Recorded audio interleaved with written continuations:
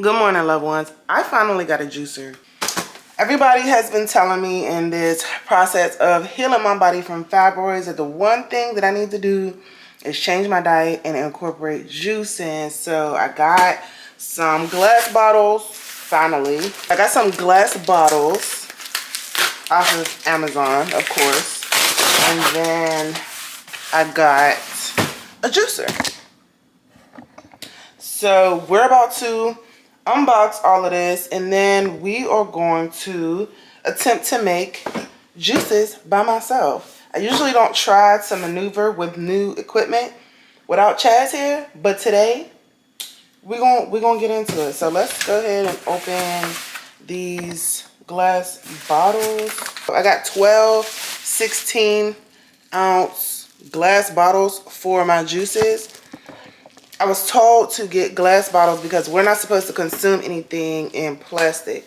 So glass it is. And I'll link all of this stuff down in the description box. I will say that this juicer wasn't that expensive. And I don't know if cheaper means that it's not good, but we're gonna see. We're gonna find out. Oh, by the way, for the people that are new here, welcome back to Fully Loving Yourself. I am on a journey of healing my body from fibroids, and I'll talk about all things self-care, self-loves, and all that jazz.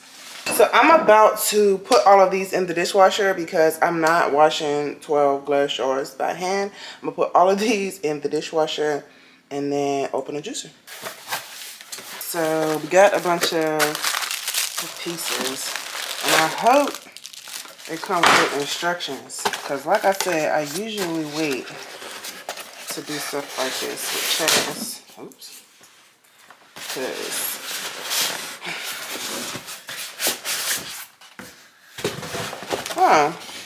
so it's just one big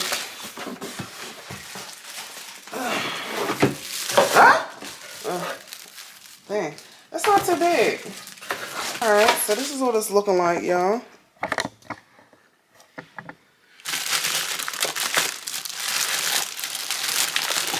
Okay. I don't see no instructions. Oh, wait. Maybe. Are these the instructions? Oh, and they sent me some. They sent me some recipes, y'all. Look at that. We got some juice recipes to get us started. I love that. Oh, this is so awesome. Yeah, I'm going to be trying these. I was actually about to order me a juicer, some juice recipes. So here we go. Here's the instructions. Let me just get this off of here. I'm excited. Okay, so it's not too big, as you can see. It's, you know, so I guess you put the fruit in here and then you put this thing in here. No, that's not how it works. Maybe that's why I need to read the directions. Alright. So let's read the directions, shall we? I decided to wait until Chaz got home to help me with this juicer. So I went ahead and got my fruits and vegetables ready. I got some beets, some apples, and some other things. As you can see, it has the 1 and the 2. The 1 is for the softer ones and the 2 is for the harder ones. So I'm going to start by trying to juice these beets. The piece that you use to push down the fruits and vegetables, you can put water in so that you don't have to apply a lot of pressure to the fruits and vegetables, and then so they can just juice naturally. I started off juicing this grapefruit and I put it on 2 when I should have put it on 1. When you put it on a higher speed, it doesn't juice as much as it can. So be sure to make sure that you're putting it on the right speed. The spout that catches the juice from the juicer has a spout that catches the foam and the froth so that when you're juicing, you're just getting a lot of your juice and not the foam or any additional pulp. Next, I tried to juice some beets, and as you can imagine, I didn't get a lot of juice from the beets. So with vegetables or even fruit that have lower water content, it will take you more of them to get as much juice as you would like. Once I got the hang of it, it became pretty easy to just put it on the speed and just drop the pieces of the fruits and vegetables in. This juicer is called a centrifugal juicer, and it's made to juice things more quicker than a masticating juicer. But I noticed that quicker means that you get a lot of juice left over. So you can see here how much of the beet pulp is in the container and how dry it is. This is my first time juicing, so I'm not sure if this is as dry as it can get. But this is how much juice I had after juicing 2 full beets. So I moved on to now juicing the apples, which were a bit easier, but I will say that it didn't get out as much juice as I think it could have.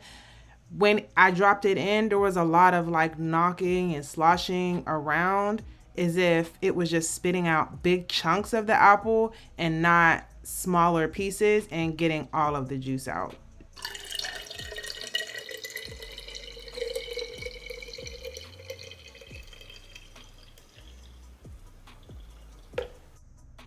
Here you can see just how much foam was left in the container after I poured the juice into the glass jar. I'm just going to try and get as much juice as I can while not getting all of the foam in my glass jar.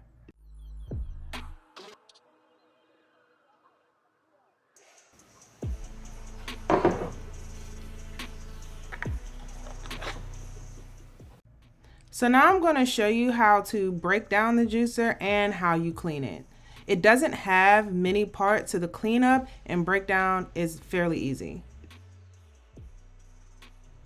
Now this is one thing that I don't like, is that a lot of the pulp gets stuck up here and it's still really wet. So it doesn't go into the pulp catcher, I guess you could say, and it doesn't feel as if it got all of the juice out of the fruits and vegetables that I just juiced.